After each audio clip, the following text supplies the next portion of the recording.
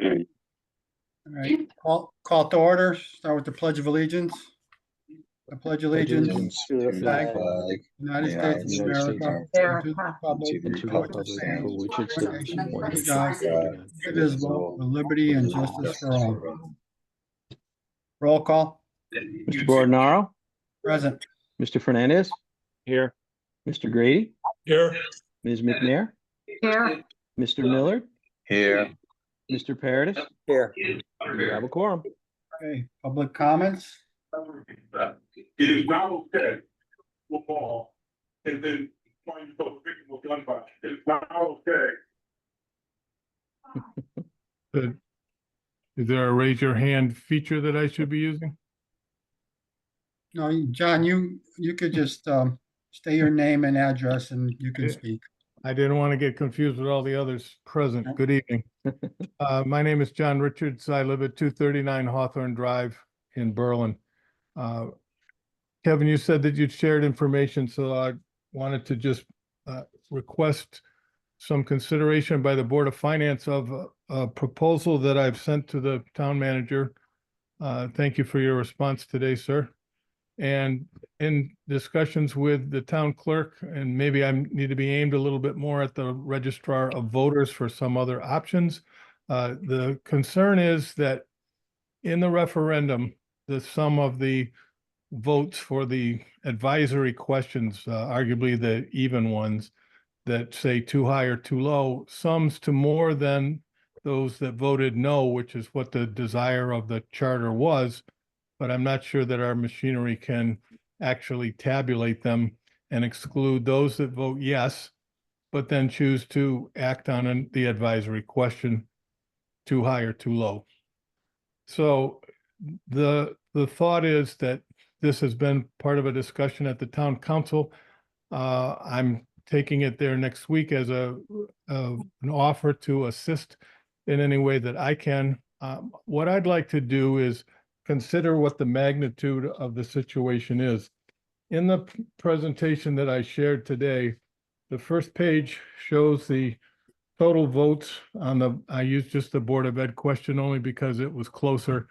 The same concept applies to the town side, but there's more of a difference between the two. So the town vote on the Board of Ed question 3 was yes, 227, no, 390, or a total of 617 votes. The question 4 advisory question had too high at 209 and too low at 202.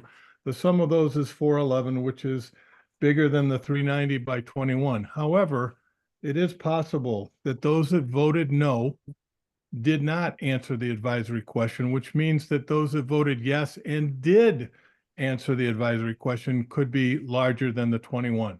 I don't know that anyone at this time knows the value of that.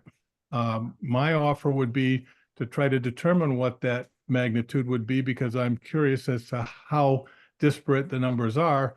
And that would probably involve looking at either the paper ballots or looking at a run out from the machines that tabulated if they were able to give the 4 votes as columns, and the rows would be voters 1 through whatever that happened to walk into that station. So I think it would be something that could be done. And that's why I'm offering it. And it would not include time that would be taken away from town staff to do it, short of the fact that I'm touching ballots and we'd have to think about what that means and where that could occur so that all of it would be held in safe proximity. The second page of what I was presenting shows that if you changed, if you knew what the number was for those that voted yes and then took advantage of the advisory question, if there were 25 such people either in too high or too low, it swings the total in terms of the split from 48-52, which is what it would be now if you took the 21 votes out, assume that they were too high, and you had 25 people that added to that, it would change the margin by somewhere between 8, and 10%. In other words, each percent that it moves it from 52, say, to 55%, that would be a 3% change, but it also pushes the no percent down, so it increases the margin by 6 points. It's really just a question of how influential can someone that's voting yes, but takes advantage of the advisory question that we're not able to discriminate against, could they influence then what becomes your task, which is, as you will do later tonight, look at what the results of the referendum are and try to make a decision as to what to do with the town side and the Board of Ed side to put forward the next recommendation for the budget. I believe that it's something that the Board of Finance, which I have served on in the past, should be interested in, though I do recognize that is not something that the Board of Finance controls. That's why I would say that I'm looking for positive endorsement from the Board of Finance to follow through with this investigative look at how big the risk is and how it could be as a future risk. Thank you. Thank you, John. Any more public comments?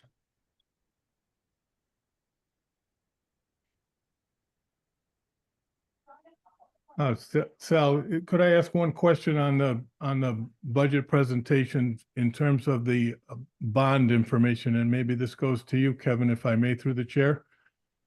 In the discussion for those projects that are capital related, there are some that say that they would be cash funded, some that would be bonded, and then they say have some that are other sources. Do we have other sources, or is that just saying we would need to have other sources, because it represents about half of the capital listing that is shown on the documents that are out on the town's website?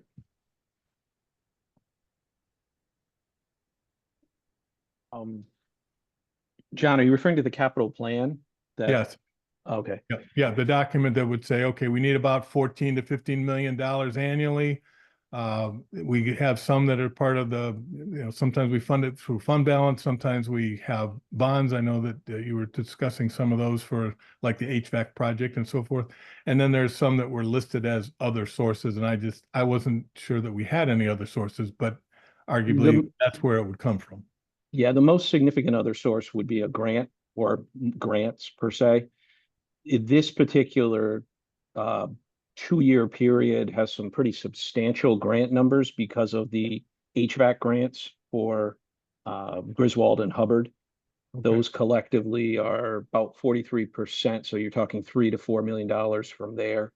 There's a couple of other grants that are in there. And then if you went back a little bit further, ARPA was a substantial grant line. So the major other source besides the general fund or bonding, excuse me, would be grants.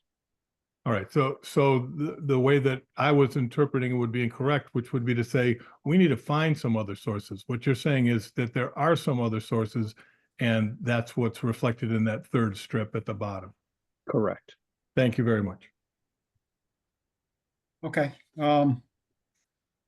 With respect to, John's comments, one of the things that we talked about for a while now is that based on the low turnout and then based on the confusion that people have with respect to how to answer the questions after they say yes or no, we definitely have said that there needs a charter change and, and actually change how we structure the ballot. At this time, I don't believe, I appreciate the John asking to look at it, but I don't think it's really going to change, where we're headed with our budget recommendations. If there's any other comments, feel free to state them. Well, I think John is correct in that there's a problem with this, but I think the ones to be addressing this problem to is the registrars on both sides. Because to me, this is unacceptable that we have the most state-of-the-art tabulators and it can't pick out a ballot. It can't reject a ballot that's not filled out properly. There's something inherently wrong there that somebody's missing. There's nothing we can do about it now. The election is over, but this question has been asked repeatedly as long as I've been on the Board of Finance. This happens every single time. And I can't accept that this isn't a problem that can be fixed with a tabulator. I mean, if I marked Trump and Harris on my ballot and put it in the machine, is it going to accept it? Nobody knows, right? Can anybody say to me that definitively that ballot won't be accepted? Based on this election, I would say, no, we can't say that. Well, Hey, Sal, Jerry has his hand up. Okay, Jerry? Yeah, John, thanks for the info, but you know, you're one of the original members of the Board of Finance, and you know, we've seen this question going on 8 years now. It's nothing new. And I think, you know, a lot of people agree that it does cause confusion when the results come out and there's more too highs and too lows than there are, you know, votes that should qualify to do it. But I agree with the others that, you know, this is something more to bring up to the council. You know, our responsibilities, you know, per the charter are very specific in what we can do and deal with. And I think the council and the mayor, you know, should take a look at it and ask the questions. I think we're all very interested participants in what the answers are, because clarity is what we're trying to get out of these votes, even though the vote itself is advisory and non-binding. We like to really draw as much information from that as possible. So, you know, I think it's a good idea for you to go to the council and do the presentation, and if they deem it's, you know, worthwhile going forward with more analysis, fine. If the, you know, registrars have an answer or some kind of potential solution, I would hope that they would pursue it. But that's it. Okay, thank you, Jerry.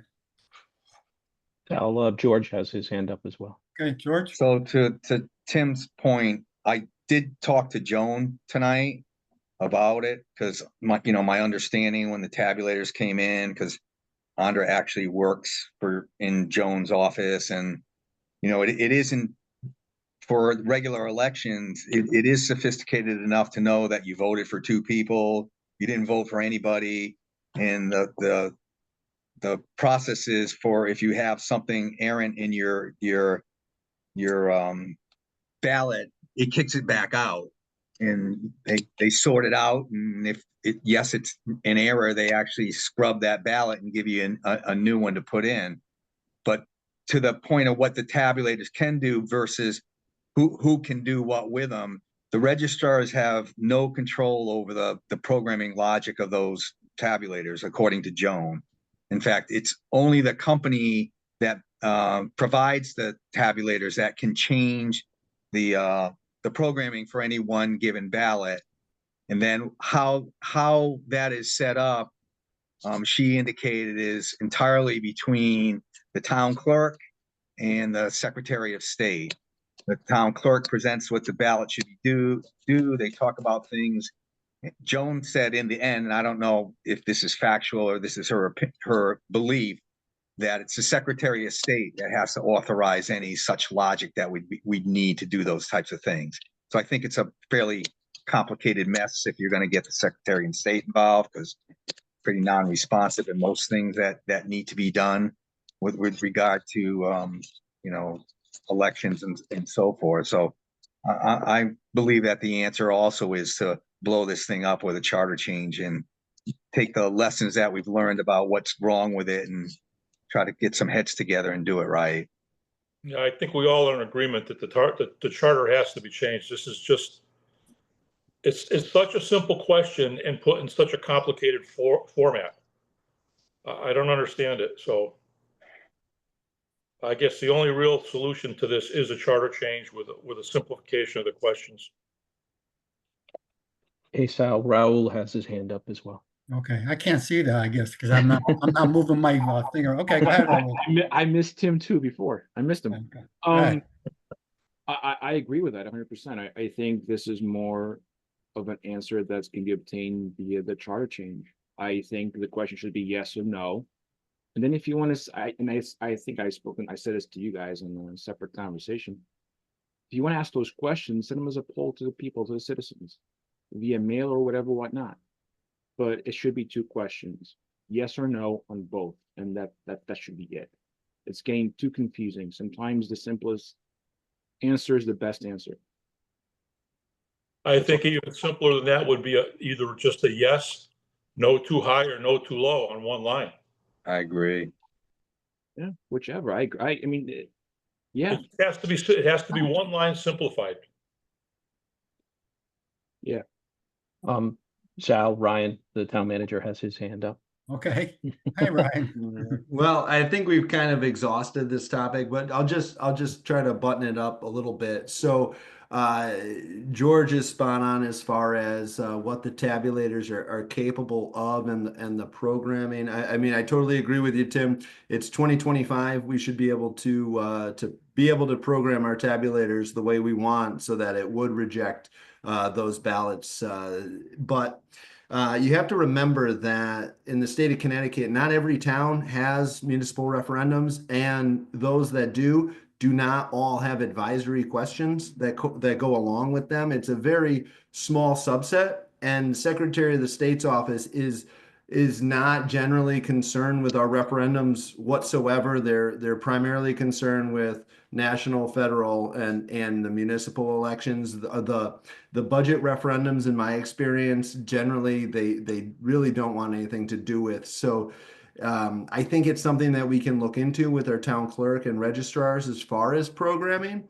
But the real solution would be, as others have mentioned, would be a charter change, which the council, I've spoken with Mayor Mark about it, and I know the council is definitely interested in looking at a charter change. So we'll be doing that. I mean, John, you brought up some great points. The only thing I'll say as far as opening up the ballots after a referendum, to even do that and go down that road, we would have to check with the Secretary of State's office, because there are regulations for how long ballots need to be sealed for after an election. So I don't know if that would even be an option if, but the intent of this just is advisory questions, and I think at the same time, although we don't know exactly how everyone voted, you can infer some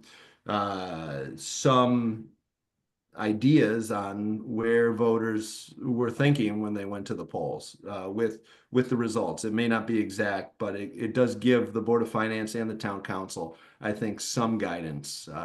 So with that, that's all I have. I just wanted to share that. Thank you. Okay. Thank you, Ryan. Okay.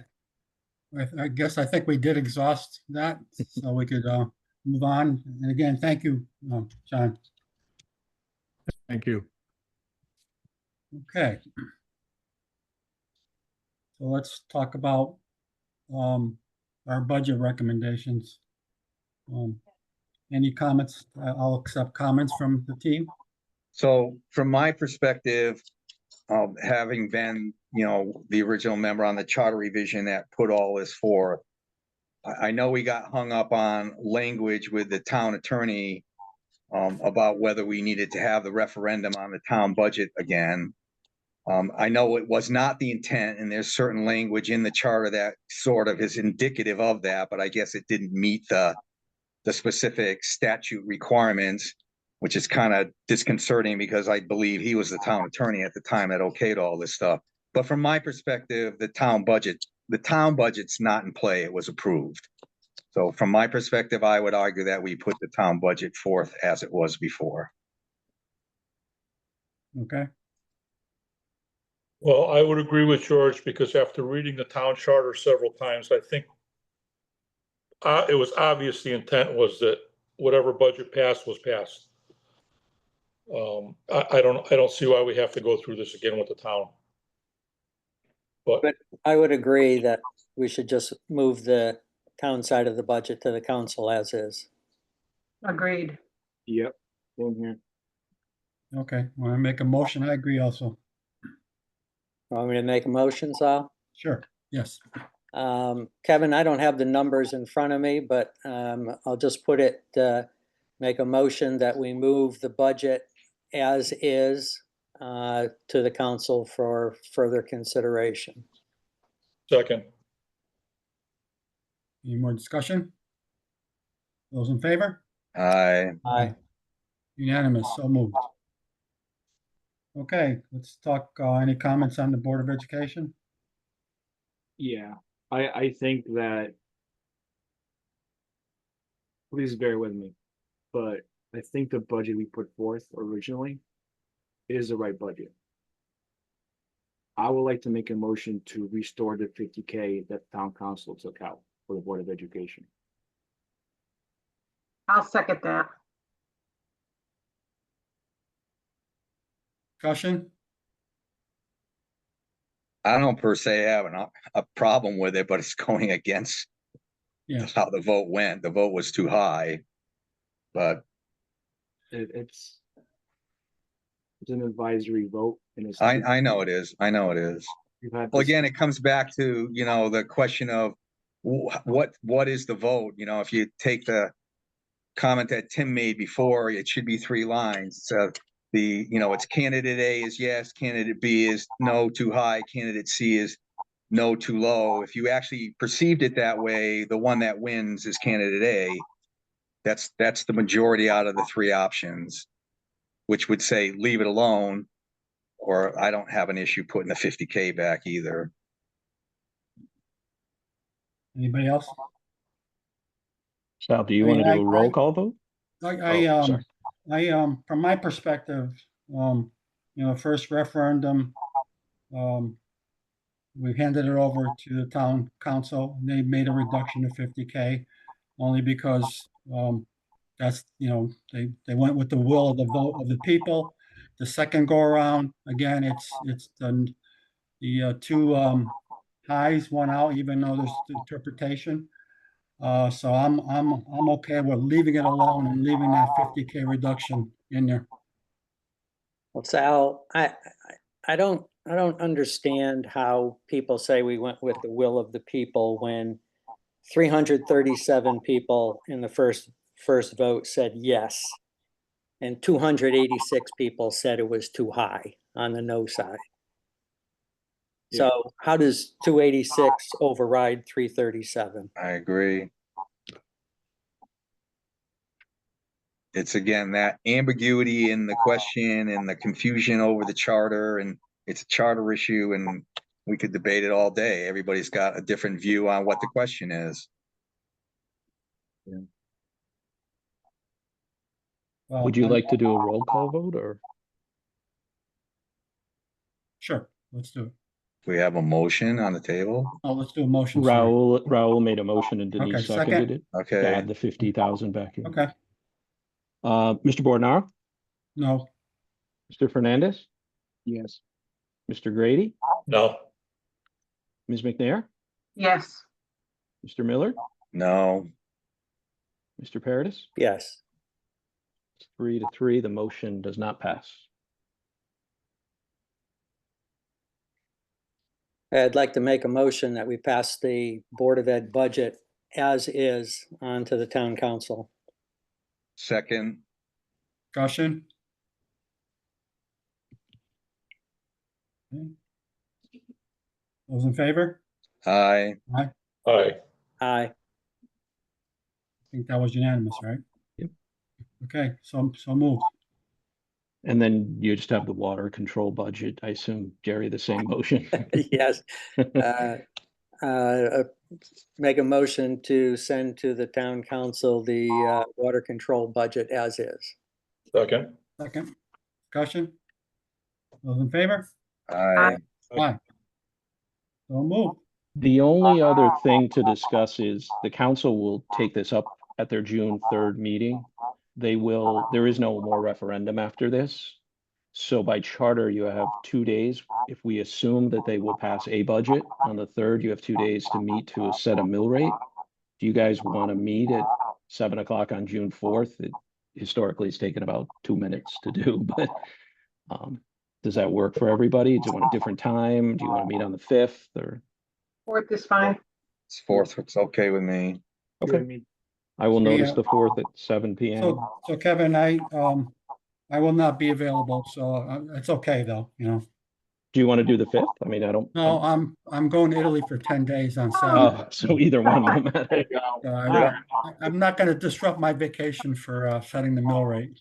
Yeah, I was gonna say that's I a mean, math It's not a exercise. big so- deal really, right? So, Right, it's pure math. yeah, the team could do it, so.